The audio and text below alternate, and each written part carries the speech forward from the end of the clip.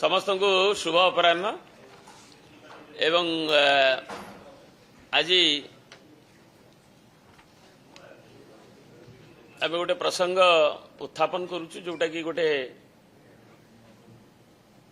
पंचायतराज दिवस संपर्क रे पालन संपर्क रे मो सांगे आम श्री संजय दास वर्मा अच्छा कार्यक्रम रूपायन कमिटी अध्यक्ष बिजू बाबू भारतवर्षर राष्ट्रनीतिज्ञ दलमतर ऊर्ध्वे जी कि विरल भारतीय जी कि अन्य देशर स्वाधीनता संग्राम में भी अंशग्रहण करते एवं तांको देशप्रेमता को कहीं केबे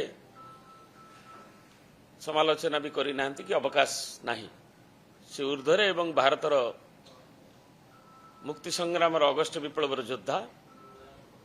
एवं पंचायतराज सिस्टम जितेबाला आरंभ है जहाँ डॉक्टर बलवंत राय मेहटा तार रूपायन कले जो पंचायतराज व्यवस्थार जनक बोली कह जाए बिजू बाबू 61 रे जितेबाला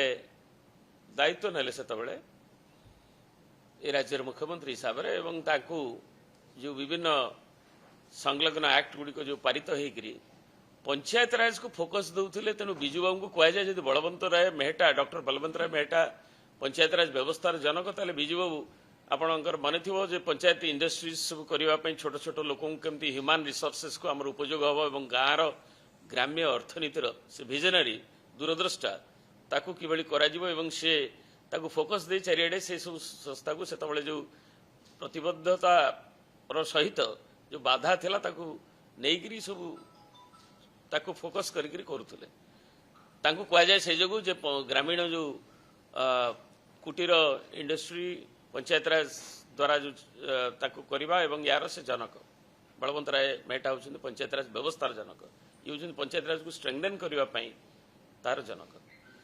एवं तांकर पुणी जिते से द्वितीय बार मुख्यमंत्री हेले राज्यर 90s रे से तबले आमर जो पंचायतराज एक्ट जिला परिषद एक्ट तापर संविधान संशोधन सब कार्यक्रम है एवं सी होउछन अग्रणी भारतवर्ष महिला पंचायतराज व्यवस्था रे 1/3 जो संरक्षण पर जहाँकि परिवर्तित होकर नवीन बाबू को बेले 50% को आसला एवं भारतर विभिन्न राज्य माने ताकू भी करुछंत तेणु एभली परिप्रेक्षी रे जड़े महान जननायक को एवं तांकर जो पंचायतराज में तांकर दिवस को जो ओडिशा विधानसभा एक्ट पारित करथिला एवं गला 90 दशकर प्रारंभ रू ये अनुष्ठित ये बिजू बाबूंकर जयंती रे पंचायतराज दिवस एपरिक सरकार तापर जाइए अन्य सरकार आसिले भी ताको पालन करी आसी किंतु एजाए दुखर कथा जे 5 तारिख दिन आ मात्र रहिला 2 दिन आज काली कौन सी सरकारी निष्पत्ति दि जाएनी पंचायतराज व्यवस्था रे पंचायतराज दिवस किभली पालन हम जिलापाल मान एजाए निष्पत्ति कि तार कम्युनिकेशन किछि दिया जाई नाही जे जो राज्यर एटा क्षोभ आनी ये निर्वाचित जो प्रतिनिधि माने अछंती राज्य रे एवं ये तेणु सरकार तुरंत विषय निष्पत्ति नहीं करी ताकू कम्युनिकेशन करंतु एवं तुरंत जो भली भाव रे ता द्वारा पंचायतराज प्रतिनिधि मानकर गाँ गहली रे जो क्षोभ ता दूर हम एवं बिजू बाबू भली नेताजी दलमतर ऊर्ध्वे पंचायतराज व्यवस्था जी शक्तिशाली करिवारे महान भूमिका नहीं थिले तांकु यथार्थ सम्मान हो।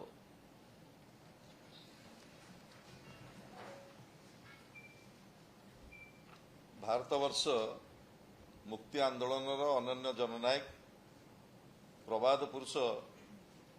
स्वर्गत बिजू बाबूंकर जन्म जयंती मार्च 5 90 दशकरू पंचायतराज दिवस हिसाब रे राज्य सरकार पालन करी आछंती एवं एथिपाई ओडिशा विधानसभा रे मध्य एक एक्ट हिसाब रे ये दिन को पंचायतराज दिवस भाव में पालन करने पारित होइछि ଏବଂ ସେହି ଦିନଠାରୁ ଆଜି ପର୍ଯ୍ୟନ୍ତ ଓଡ଼ିଶାରେ ଯିଏ ବି ସରକାର ଥାଉ ମାର୍ଚ୍ଚ 5କୁ ପ୍ରବାଦ ପୁରୁଷ ସ୍ୱର୍ଗତ ବିଜୁ ବାବୁଙ୍କର ମହିଳା ସଶସ୍ତ୍ରୀକରଣଠୁ ଆରମ୍ଭ କରି ଭାରତବର୍ଷର ଅନନ୍ୟ ଜନନାୟକ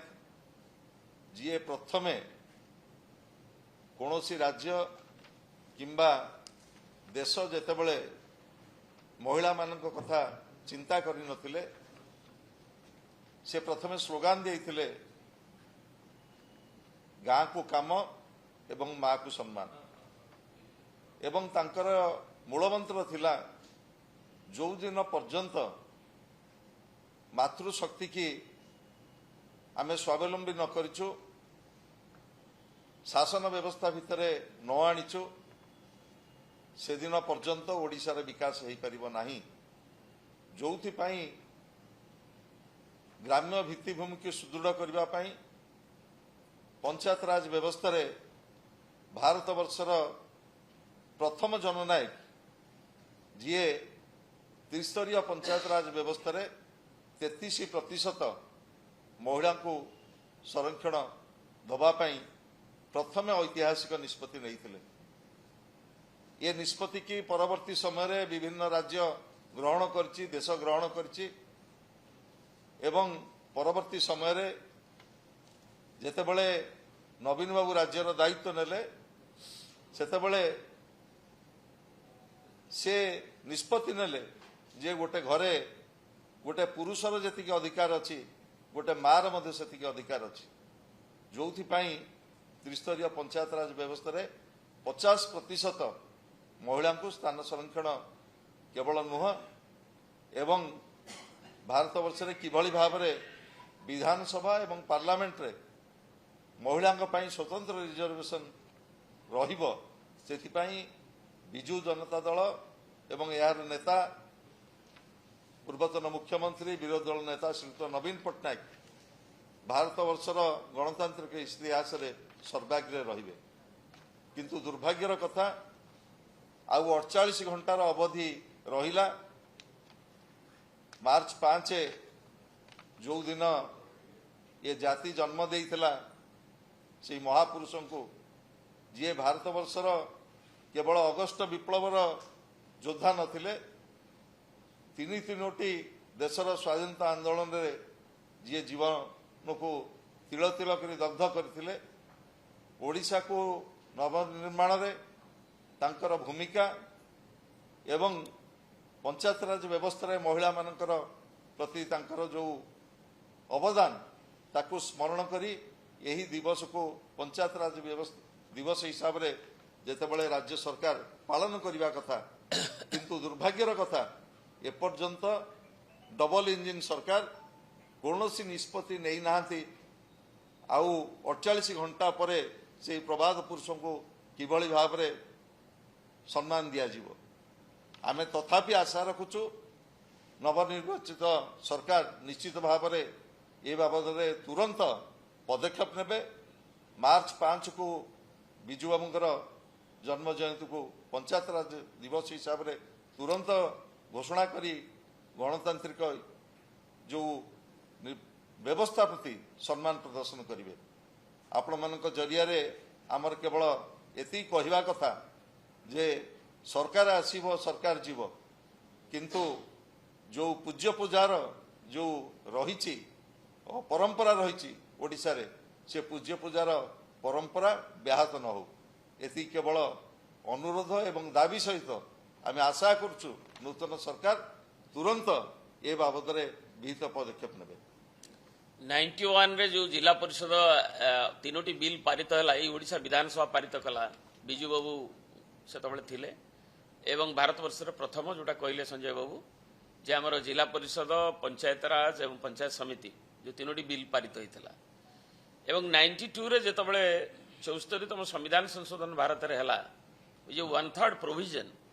जोटा हिस्टोरिकल डिसीजन एक ऐतिहासिक निष्पत्ति बिजू बाबू नहीं थिले एवं ताकू पंचायत राज को महिला मान प्रतिनिधित्व करने एससी एसटी ठू नहीं विभिन्न वर्गर से 74 आमेंडमेंट पर से आमर संविधान ସେଇ ପ୍ରାବଧାନ ଗୁଡ଼ିକ ମଧ୍ୟ ନିଆଗଲା ଏବଂ ବିଜୁ ବାବୁ ଯୋଉଙ୍କ ମାର୍ଗଦର୍ଶନରେ ଯୋଉ କଥା ଓଡ଼ିଶା ବିଧାନସଭା ପାରିତ କରିଥିଲା ସେଇଟା ହେଉଛି ଅନ୍ୟମାନଙ୍କୁ ଏବଂ ପ୍ରେରିତ କରିଥିଲା ଏବଂ ଆମେଣ୍ଡମେଣ୍ଟ ସେଥିରେ ସ୍ଥାନିତ ହୋଇଥିଲା। ତେଣୁ ଆଜି ଏଥିରେ ଅଛୁଆଁ ଭାବ ନ ରଖି ଗଭର୍ଣ୍ଣମେଣ୍ଟ ଗୋଟେ କଣ୍ଟିନ୍ୟୁଏସନ୍ ପ୍ରୋସେସ୍ ଏବଂ ଅନ୍ୟ ଗଭର୍ଣ୍ଣମେଣ୍ଟ ଗୁଡ଼ିକ ବି ତାକୁ ପାଳନ କରି ଆସୁଥିଲେ ଏବଂ ତାକୁ ଏଇ ଯିଏକୁ ପାୟୋନିୟରିଂ ଭୂମିକା ନେଇଥିଲେ ବିଜୁ ବାବୁ ତାଙ୍କର ଜୟନ୍ତୀରେ ଯେମିତି ହେଇ ଆସୁଛି ଦୀର୍ଘ ଦଶନ୍ଧି ଧରି ତାକୁ ପାଳନ ଅବ୍ୟାହତ ରଖିବାକୁ ଏବଂ ତୁରନ୍ତ ସେଥିପାଇଁ କମ୍ୟୁନିକେସନ୍ କରିବା ପାଇଁ ଆମେ ଦାବି ରଖୁଛୁ।